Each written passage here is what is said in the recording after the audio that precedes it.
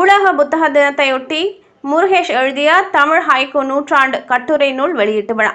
திருவண்ணாமலை மாவட்டம் வந்தை வட்ட கோட்டை தமிழ் சங்கத்தின் சார்பில் உலக புத்தக தினத்தையொட்டி கவிஞர் முருகேஷ் எழுதிய தமிழ் ஹைக்கூ நூற்றாண்டு எனும் கட்டுரை நூல் வெளியீட்டு விழா வந்தவாசி ஆசியன் இரத்த பரிசோதனை மைய வளாகத்தில் ஞாயிற்றன்று நடைபெற்றது.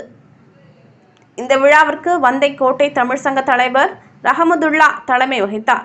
தமிழ் சங்க செயலாளர் ஸ்ரீனிவாசன் அனைவரையும் வரவேற்றார்.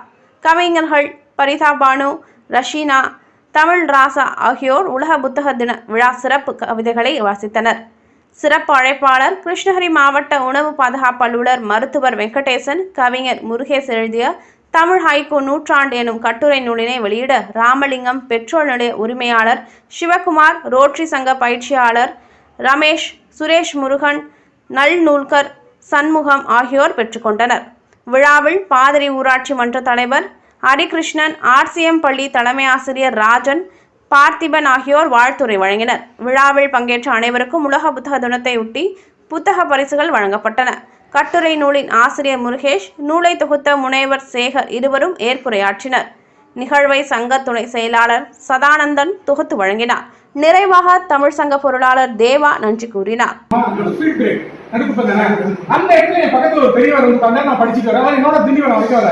நான் படிச்சுட்டு புத்தகத்தை பைக்கில் வைக்கல தைய கட்டது என்ன தம்பி படிச்சீங்கன்னாரு. இது ஒரு கவிதை புத்தகம். இதை வந்து பள்ளிக்கூட பிள்ளைங்கலாம் படிக்கலாமா அப்படின்னாரு. தாராளம் படிக்கிறாங்க, கவிதை புத்தகம் தான். எனக்கு அந்த புத்தகம் எவ்வளவு விளையாடுனாரு. கவிதை புத்தகம் சொன்னீங்க, அவங்க வாங்கி ஆசைப்படுறாங்க. ஐயா காசே வேண்டாங்க, என்னங்க அவர் இல்ல புத்தகத்தை இலவசமா வாங்கக்கூடாது.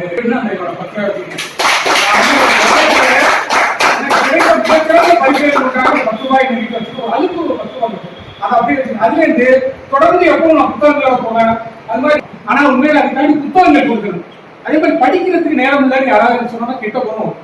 தயவு செஞ்சு இனிமே நான் இருக்கையில படிக்கிறது 6 வயதா 4 வயது அப்பா தப்பிச்சா நடப்பாரு.